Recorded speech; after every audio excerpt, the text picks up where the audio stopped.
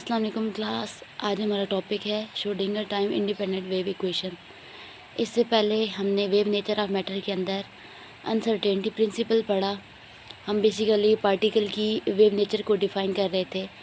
जो श्रोडिंगर है उसने कोई भी पार्टिकल जो मूव कर रहा हो उसके बारे में, उसको एक्सप्लेन करने के बारे में कि उसकी मोशन को कैसे स्टडी करेंगे और उसकी वेव नेचर को कैसे डिफ़ाइन करेंगे, एक इक्वेशन दी थी जिसको बोलते हैं Schrodinger time independent wave equation.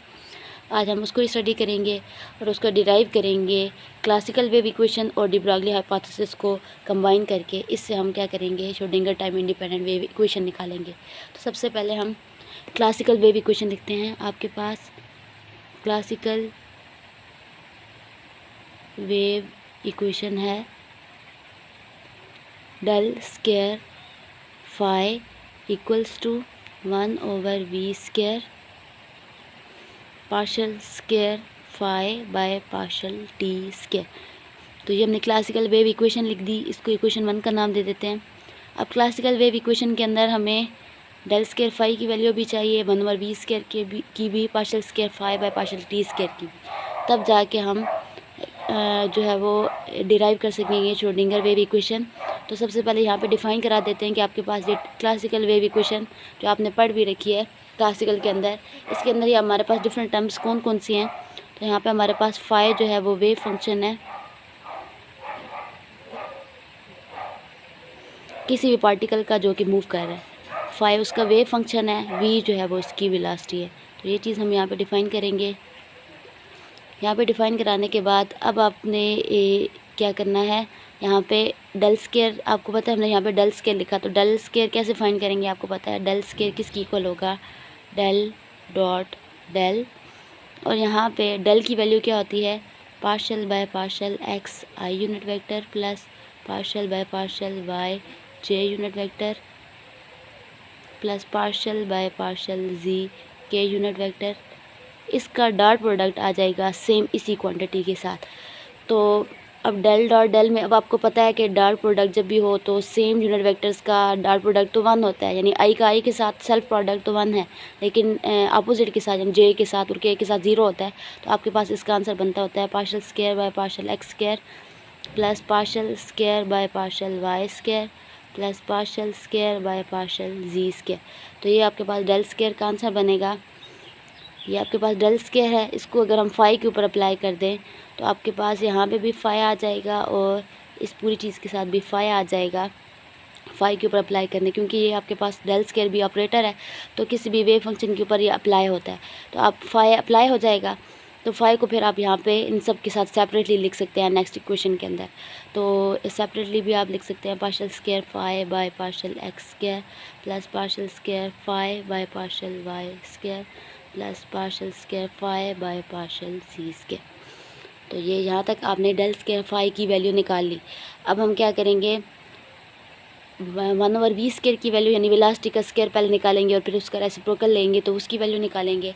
तो इसके लिए हम लोग, जैसे मैंने आपको बताया था कि हम कंसीडर करेंगे कि कोई पार्टिकल जो है वो मूव कर रहा है और उसके साथ एक वेव एसोसिएटेड है। तो आप यहाँ पे अज्यूम करें कि आपके पास एक पार्टिकल है और वो जो है वो मूव कर रहा है। अब वो मूव कर रहा है किसी भी for example x y z axis, उसकी स्पेस के अंदर मोशन है, उसके ऊपर एक आप जानते हैं कि वो कोई भी पार्टिकल मूव कर रहा है तो वो किसी फोर्स के इन्फ्लुएंस की वजह से मूव कर रहा होगा, तो एक पोटेंशियल एग्जिस्ट करेगा। यहाँ पे वो पोटेंशियल जो है वो हम ले लेते हैं V naught, capital V naught से डिनोट कर देते हैं एक्स वाई जी। यहाँ पे आपने याद रखना है कि वी स्मॉल वी हमने वेलोसिटी ली है, कैपिटल वी जो है वो हम यहाँ पे पोटेंशियल ले रहे हैं। अब पार्टिकल मूव कर रहा है तो उसके साथ पोटेंशियल तो उस फोर्स की वजह से था ही, काइनेटिक एनर्जी भी एग्जिस्ट करेगी और काइनेटिक एनर्जी क्या होती है, हाफ mv स्क्वायर। तो अब हम टोटल एनर्जी किसी भी पार्टिकल की जो कि मूव कर रहा है लिख सकते हैं E equals to kinetic energy plus potential energy V naught. Kinetic energy की वैल्यू पुट कर दी half mv square plus we naught as it is. अब यहाँ से E आपके पास टोटल एनर्जी है, अगर हम mv की वैल्यू निकालना चाहते हैं सबसे पहले तो वी नॉट को यहाँ पे माइनस करा दें। असल में हम v ही निकालेंगे लेकिन पहले थोड़ी सी एक कॉन्फ़िगरेशन कर लें, E minus we naught potential और यहाँ पे आपके पास हाफ mv स्क्वायर बच जाएगा। अब 2 यहाँ पे डिवाइड हो रहा है, 10 जाके मल्टीप्लाई हो जाएगा, 2 times E minus we naught equals to mv square. तो यहाँ पे आपके पास ये चीज़ अब यहाँ पे हम दोनों साइड पे m से मल्टीप्लाई कर देते हैं, तो यहाँ पे भी m आ जाएगा, मल्टीप्लाई में यहाँ पे भी m आ जाएगा। तो इसको हम लिख लेते हैं, ये जो चीज़ आपके पास बनेगी ये बनेगी m स्क्वायर v स्क्वायर, और यहाँ पे 2m into E minus we naught. अब यहाँ से अगर एम वी वैल्यू निकालना चाहें दोनों साइड पे इसके रूट ले लेंगे। आपके पास एम वी की वैल्यू क्या बनेगी, इसके root of 2m into E minus we naught. या आप इक्वेशन 2 बना लें। अब आप जो जैसे स्टार्ट में बताया था कि क्लासिकल वेव इक्वेशन भी यूज़ करेंगे और de Broglie hypothesis. De Broglie hypothesis क्यों यूज़ कर रहे हैं, क्योंकि हम शुरू से इस चैप्टर के अंदर बता रहे हैं कि कोई भी पार्टिकल जब मूव करेगा तो उसके साथ एक वेव एसोसिएटेड होगी। तो डी ब्रॉगली जो है उसने बताया था कि कैसे उसके साथ वेव एसोसिएटेड होती है और उसकी वेव लेंथ जो है वो क्या होती है। तो हम यहाँ पे डी ब्रॉगली हाइपोथेसिस को यूज़ करें तो वो क्या कहता है, लैम्डा इक्वल होगा h/mv। तो इसको इक्वेशन 3 का नाम दे दें। अब हम इक्वेशन 2 को 3 के अंदर यूज़ करेंगे। तो इक्वेशन को 2 को 3 के अंदर यूज़ करें, आपके पास बनेगा lambda is equal to h/mv की जगह square root of 2m into E minus we naught. ये आपके पास डी ब्रॉगली वेवलेंथ आ गई किसी भी पार्टिकल के साथ एसोसिएटेड। अब यहाँ पे हम एक और फार्मूला यूज़ करेंगे। आपको पता है कि फ्रीक्वेंसी और वेवलेंथ के दरमियान क्या रिलेशन है, v is equals to f lambda. इसको तो पहले नाम दे दें इक्वेशन 4 का। तो यहाँ पे since v is equals to f lambda, तो यहाँ से अगर हम लैम्डा की वैल्यू निकालें तो वो बनेगी v/f। यही लैम्डा की वैल्यू v/f हम इक्वेशन 4 के अंदर यूज़ करते हैं। तो इस इक्वेशन 4 के अंदर यूज़ करें तो आपके पास बनेगा v/f equals to h square root of 2m into E minus we naught. अब यहाँ से हमने वेलोसिटी की वैल्यू निकालनी है, तो वेलोसिटी की वैल्यू यहाँ पे डिवाइड करा लें और यहाँ पे जो टर्म है पूरी इधर ले आएँ, तो आपके पास बनेगा 2m into E minus we naught इसके रूट के अंदर, और यहाँ पे h आके डिवाइड, और यहाँ पे 1/v, और f जो है वो पहले ही डिवाइड के अंदर मौजूद था तो यहाँ पे एज इट इज़ हमने लिख लिया। अब यहाँ पे क्योंकि हमें 1/v स्क्वायर की वैल्यू चाहिए तो हम दोनों साइड पे क्या कर लेंगे, स्क्वायर कर लेंगे। स्क्वायर करने के बाद तो यहाँ पे स्क्वायर लेने के बाद अब आपके पास ये टर्म बन गई 1/v square equals to 2m into E minus we naught over h square f square. तो इसको भी एक इक्वेशन का नाम दे देते हैं। आपके पास पहले कितनी इक्वेशंस हो गई थी, इक्वेशन नंबर 4 तक चल गई थी, आपके पास इक्वेशन नंबर 5 बन गई।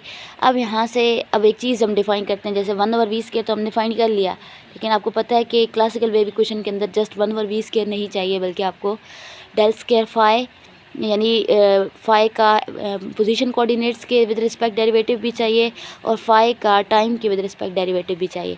तो क्योंकि उसके अंदर partial phi by partial t भी था, तो सबसे पहले हम डिफ़ाइन करते हैं कि आपके पास वेव फंक्शन होगा क्या फाई।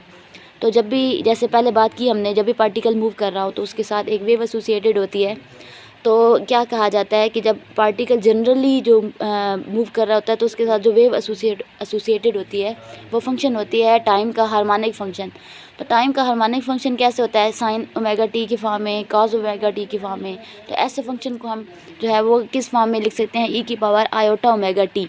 तो यहाँ पे हम फिर फाई फंक्शन को डिफ़ाइन कराते हैं कि फाई आपके पास वेव फंक्शन किस पे कंसिस्ट कर रहा होगा, एक स्पेस कोऑर्डिनेट यानी एक पार्ट उसका होगा स्पेस कोऑर्डिनेट का और एक टाइम का। तो स्पेस कोऑर्डिनेट जो है उसको हम यहाँ पे पहले फाई को फंक्शन बता देना, एक्स का, वाई का, जी का और टी का, ये किसके ऊपर कंसिस्ट करता होगा, स्पेस पार्ट यानी साया ऑफ एक्स वाई जी। यहाँ पे स्पेस पार्ट हम साया से डिनोट कर देते हैं, और टाइम पार्ट जो है वो ई की पावर आयोटा ओमेगा टी, जैसे कि अभी बताया है कि उसको हार्मोनिक फंक्शन होना चाहिए टाइम का। तो हार्मोनिक फंक्शन हमेशा एक्सपोनेंशियल आयोटा ओमेगा टी की फॉर्म में ही जो है वो लिख सकते हैं आप।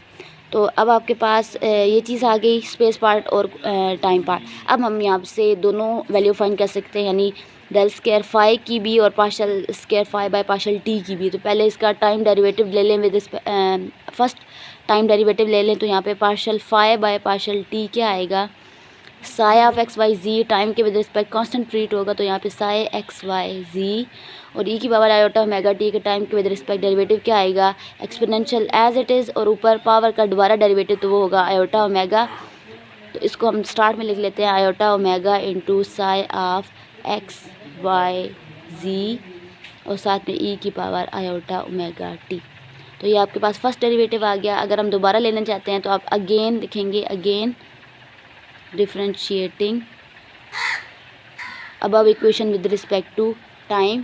तो अब आपके पास क्या होगा, partial square phi by partial t square is equals to, अब आपको पता है कि psi of x y z फिर उसी तरह ट्रीट होगा constant psi of x y z.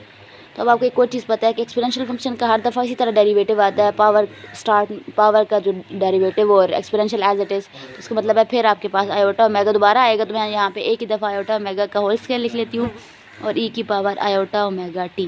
तो ये आपके पास partial square phi by partial t square की वैल्यू आई। यहाँ पे आप आयोटा की वैल्यू, आयोटा स्क्वायर होता है -1, तो यहाँ पे मैं एक ही दफ़ा minus omega square psi of x y z लिख लेती हूँ और साथ में ई की पावर आयोटा ओमेगा टी। तो ये आपके पास आंसर बन जाएगा partial square phi by partial t square का। इसको इक्वेशन 6 का नाम दे दें। अब हमें डेल स्क्वायर फाई की वैल्यू चाहिए, तो क्योंकि फाई आपके पास इस इक्वेशन के अंदर मौजूद है तो हम इसको इक्वेशन को नाम दे देते हैं इक्वेशन ए का। तो अब हमें इक्वेशन ए से डेल स्क्वायर फाई की वैल्यू भी चाहिए। तो आपको पता है डेल स्क्वायर फाई की वैल्यू कैसे फाइंड कर सकते हैं। ये आपके पास तीनों कोऑर्डिनेट का फंक्शन है एक्स वाई जी का, और डेल भी क्योंकि बेसिकली स्पेस कोऑर्डिनेट के विद रिस्पेक्ट डेरिवेटिव लेता है। तो आपके पास हम पहले 1 बाय 1 यानी एक्स के विद रिस्पेक्ट इस चीज़ का डेरिवेटिव लेंगे। तो आपके पास यहाँ पे फाई का with respect to x derivative आएगा और यहाँ पे साई का with respect to x derivative आएगा, और ई की पावर आयोटा ओमेगा टी जो है वो एक्स कोऑर्डिनेट के विद रिस्पेक्ट कांस्टेंट ट्रीट होगी। तो ये कांस्टेंट ही बाहर आएगी और इसका सिर्फ एक्स के विद रिस्पेक्ट डेरिवेटिव आएगा। हम डबल डेरिवेटिव लाना चाहते हैं क्योंकि हमें डेल स्क्वायर फाई चाहिए। तो डबल फिर दोबारा डेरिवेटिव लेंगे तो यहाँ पे partial square phi by partial x square बनेगा, यहाँ पे partial square psi by partial x square और ई की power iota omega t constant as it is. तो ये चीज़ आपके पास बनेगी। अब ये एक्स कोऑर्डिनेट के लिए किया है, सेम वाई कोऑर्डिनेट के लिए भी करेंगे, जी कोऑर्डिनेट के लिए भी करेंगे और उन सबको ऐड करा लेंगे तो आपके पास टोटल डेल स्क्वायर फाई आ जाएगा। तो यहाँ पे मैं एक ही दफ़ा लिख लेती हूँ कि आपके पास डेल स्क्वायर फाई जो कि आपने लिखा था किसकी इक्वल था, partial square phi by partial x square plus partial square phi by partial y square plus partial square phi by partial z square. इसकी वैल्यू क्या आएगी, ई की power iota omega t constant treat हुआ था। तो पीछे जो आपके पास आया था वो सिर्फ साई का, तो ये same partial square psi by partial x square plus partial square psi by partial y square plus partial square psi by partial z square. ये चीज़ आ गई क्योंकि जो साई था वो ही स्पेस कोऑर्डिनेट्स पे का फंक्शन था, तो सिर्फ इसी का ही डेरिवेटिव आया, वो हमने लिख लिया। अब आपके पास सारे आंसर आ गए हैं। ये क्वेश्चन 7 बना लें। अब आपके पास 1/20 स्क्वायर की वैल्यू 5 में, इस partial square phi by partial t square की वैल्यू 6 में और 7 में आपके पास डेल स्क्वायर फाई की वैल्यू मौजूद है। इन सब वैल्यूज़ को यानी पुट कर देंगे आप 5, 6 एंड 7 इन तीनों इक्वेशंस को किधर, इक्वेशन 1 के अंदर। क्वेश्चन 1 आपके पास क्लासिकल वेव इक्वेशन थी, तो यहाँ पे पुट कर देते हैं।